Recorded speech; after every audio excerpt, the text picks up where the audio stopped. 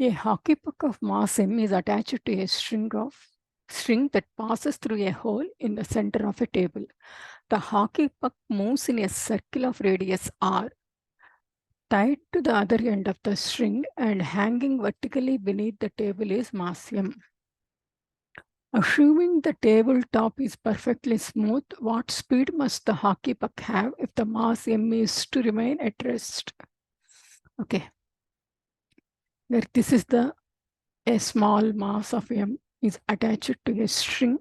The string passes through a hole and then comes down, and another big mass is attached to the string. Okay, and then this is this small mass will move in a circular path. Okay, so we have to write the force equation. Y direction forces, we will write sigma Fy is equal to, what are the forces acting on the big mass? I will write here. First I will write that one.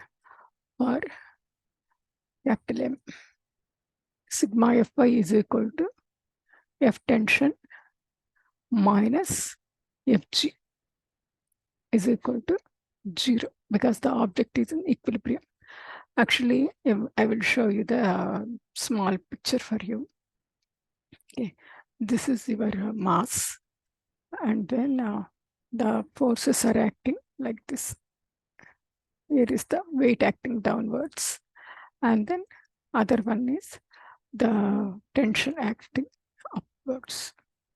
Okay, this is the picture for the down one. This is capital M. This is Fg, and then this is F tension. Okay, now, so F tension is equal to Fg, Fg is equal to mg. Okay, and then same tension is acting along the across the rope. Okay, across the cable. So the tension force provides the required centripetal force. Therefore, Ft is equal to Fc. Centripetal force. Fc is the centripetal force.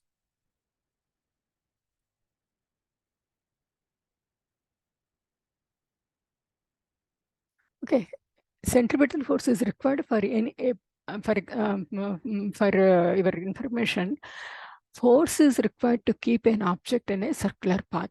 Okay, here the force is the tension force. Okay, that is why we call this as, and moreover, the force is directed towards the center. That is why we call it as the centripetal force. And you know, centripetal force Fc is equal to mv square over r. Okay, so if here F tension is equal to Fc, and then F tension is equal to Fg. Okay, Fg is equal to mg. Now we will write the equation. So from this, F tension is equal to Fg. Okay, so F tension is equal to Fc. What we do is we equate both the right hand side terms. So Fc is equal to Fg, I will write. Okay, Fc is equal to mv square over r is equal to mg.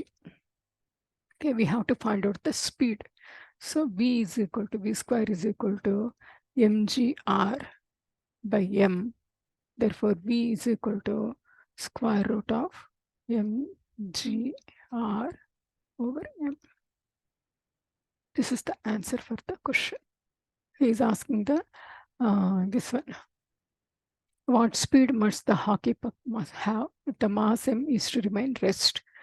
Rest means equilibrium, static equilibrium. So the object is in equilibrium. That is why we are able to write this equation Ft minus Fg is equal to 0. Otherwise, the acceleration will be there. Okay. Here, there is no such thing because the object is at rest. Okay. This is the answer for the question. Thank you. Bye-bye.